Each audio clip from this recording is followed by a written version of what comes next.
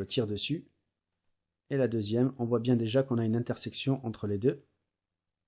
Un décalage ici, que je peux régler ici dans l'intervalle.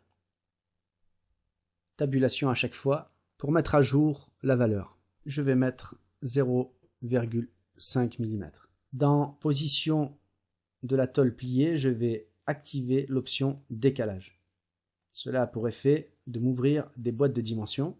Avant cela, je vais réduire quand même le rayon par défaut. Je vais mettre plutôt 5 mm. Je retourne donc dans mes options de décalage. On peut changer la direction du décalage en cliquant là-dessus. Donc on voit bien qu'on va vers l'intérieur de la tôle cette fois. J'aurais pu très bien le faire aussi avec cette flèche. Par cliquer glisser. Donc on retrouve toujours à peu près les mêmes options de réglage. On peut ici indiquer notre distance de décalage, 15 mm par exemple, et l'inverser.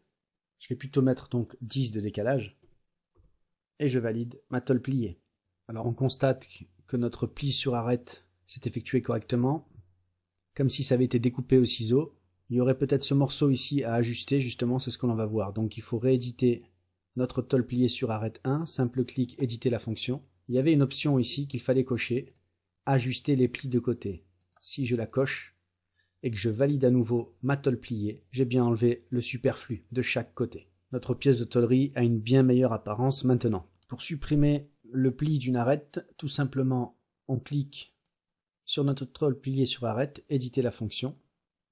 Je désélectionne l'arête en recliquant dessus. Je peux sélectionner une autre arête qui va garder les mêmes paramètres que précédemment. Et je valide à nouveau. Voilà donc ce qu'il faut savoir sur les options d'ajustement et de décalage.